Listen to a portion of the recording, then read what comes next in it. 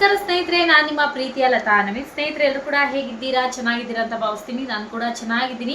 ನೀವೆಲ್ಲರೂ ಕೂಡ ಚೆನ್ನಾಗಿದ್ದೀರಾ ಅಂತ ಭಾವಿಸ್ತಾ ಇವತ್ತಿನ ಈ ಒಂದು ವಿಡಿಯೋನ ಪ್ರಾರಂಭ ಮಾಡ್ತಾ ಇದ್ದೀನಿ. ವಿಡಿಯೋ ಇಷ್ಟ ಆದರೆ ಲೈಕ್ ಮಾಡಿ, ಹಾಗೆ ಶೇರ್ ಮಾಡೋದನ್ನ ಮಾತ್ರ ಮರಿಬೇಡಿ. ಫಸ್ಟ್ ಟೈಮ್ ನೋಡ್ತಾ ಇದ್ರೆ ನನ್ನ ಚಾನಲ್ನ ದಯವಿಟ್ಟು ಸಬ್ಸ್ಕ್ರೈಬ್ ಆಗಿ.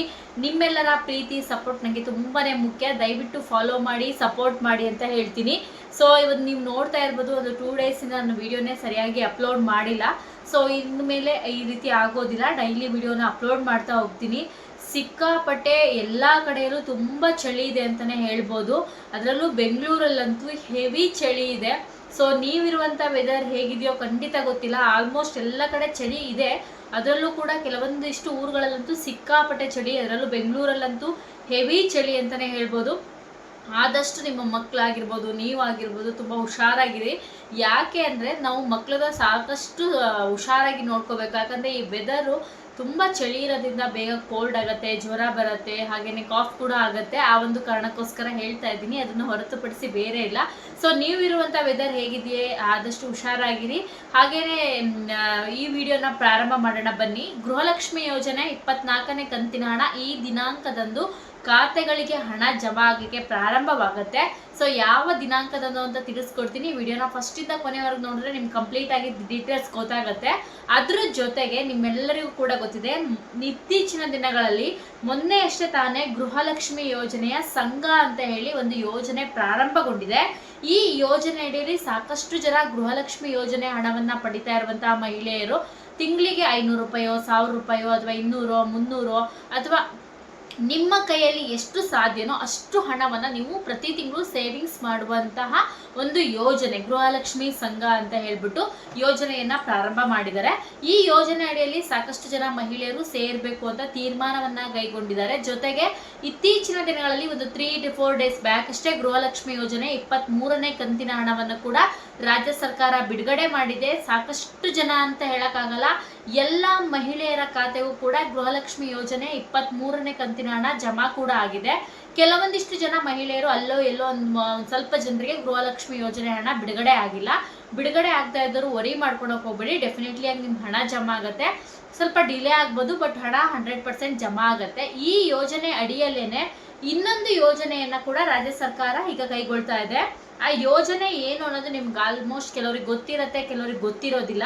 ಸೊ ಗೊತ್ತಿಲ್ಲದವರು ದಯವಿಟ್ಟು ನೀವು ತಿಳ್ಕೊಳ್ಳಿ ಅಂತ ನಾನು ಹೇಳ್ತಾ ಇದ್ದೀನಿ. ಗೃಹಲಕ್ಷ್ಮಿ ಮಹಿಳಾ ಸರ್ಕಾರಿ ಬ್ಯಾಂಕ್ ಅಂತ ಹೇಳ್ಬಿಟ್ಟು ಒಂದು ಬ್ಯಾಂಕನ್ನ ನಿರ್ಮಾಣ ಮಾಡಕ್ ಹೋಗ್ತಾ ಇದ್ದಾರೆ. ಅಂದ್ರೆ ನೀವು ಸೇವಿಂಗ್ಸ್ ಮಾಡ್ತಿರಲ್ವಾ, ಅದರ ಕೆಳಗಡೆನೆ ಬರುತ್ತೆ.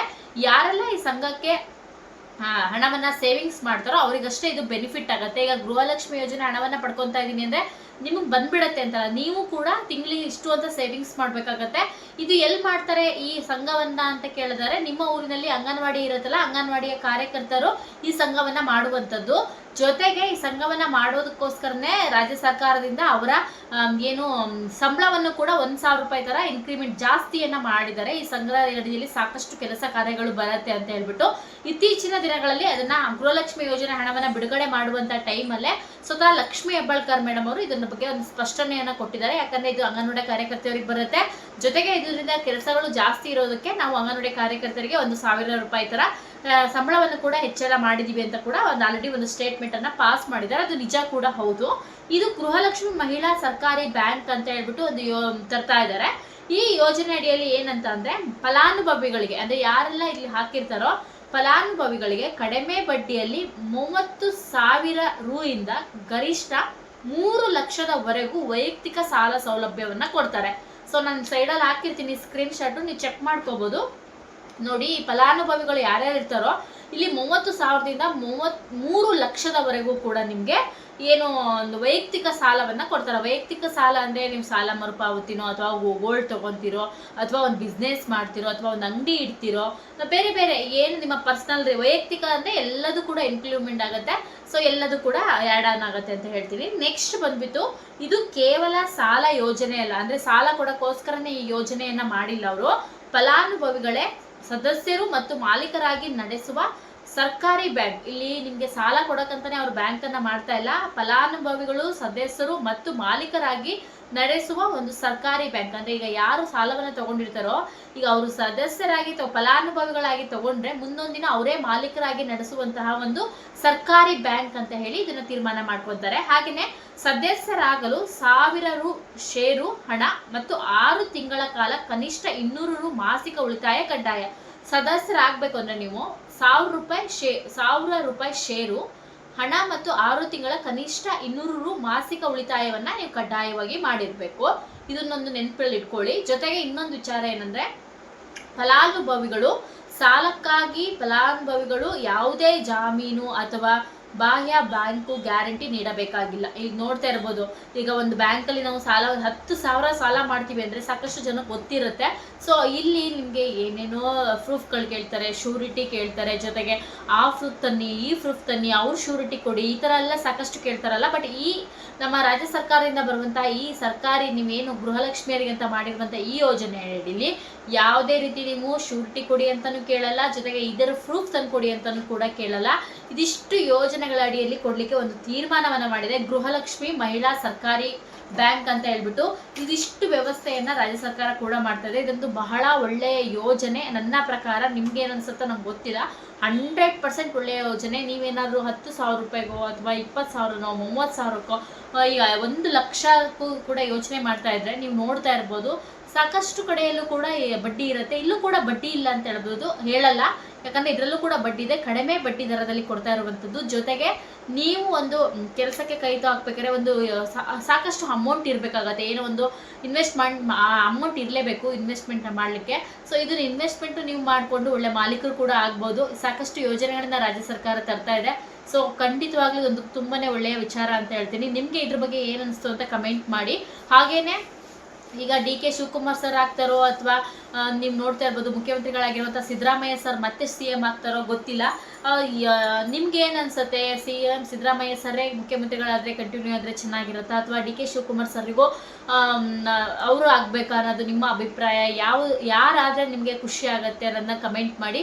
ತುಂಬಾ ಜನ ಈಗ 2 ಸರ್ಕಾರ ಒಮ್ಮತದ ಮೇಲೆ ಎಲ್ಲಾ ಸರ್ಕಾರದ ತೀರ್ಮಾನವೂ ಕೂಡ ಒಮ್ಮತದಿಂದನೇ ಮುಖ್ಯಮಂತ್ರಿಗಳಾಗಿರುವಂಥ ಸಿದ್ದರಾಮಯ್ಯ ಸರ್ ಆಗಿರ್ಬೋದು, DK ಶಿವಕುಮಾರ್ ಸರ್ ಆಗಿರ್ಬೋದು, ಇಬ್ರು ತೀರ್ಮಾನವನ್ನೇ ಜೊತೆ ತಗೊಂಡೇ ಈ ಯೋಜನೆಗಳನ್ನ ಜಾರಿ ಮಾಡಿರುವಂಥದ್ದು.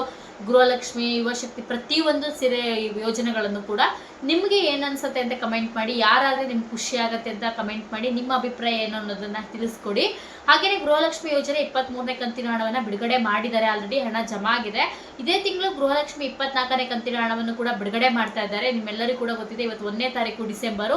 ಇದೇ ತಿಂಗಳಲ್ಲಿ 24ನೇ ಕಂತಿನ ಹಣವನ್ನ ಇದೇ ವಾರದಲ್ಲಿ ಬಿಡುಗಡೆ ಮಾಡಲಿಕ್ಕೆ ತೀರ್ಮಾನವನ್ನ ಕೈಗೊಂಡಿದೆ. ಜೊತೆಗೆ ಇನ್ನೊಂದು ವಿಚಾರವನ್ನ ಹೇಳಬೇಕು, ಇತ್ತೀಚಿನ ದಿನಗಳಲ್ಲಿ ಈಗ 2 ಡೇಸ್ ಅಥವಾ ನಿನ್ನೆ ನಡೆದ ಮೈಸೂರಲ್ಲಿ ಸೊ ಒಂದು ಏನಿದು ಸಂಘದ ಬಗ್ಗೆ ಒಂದು ಯೋಜನೆಯನ್ನು ಉದ್ಘಾಟನೆ ಮಾಡಿದ್ರು. ಅಲ್ಲಿ ತುಂಬಾ ಜನಕ್ಕೆ KSIC ಸೀರೆಗಳನ್ನ ಫ್ರೀಯಾಗಿ ಕೊಟ್ಟಿದ್ದಾರೆ. ಸೊ ನೀವು ನೋಡಿರ್ಬೋದು ವಿಡಿಯೋಗಳನ್ನ ನೋಡಿದ್ರೆ.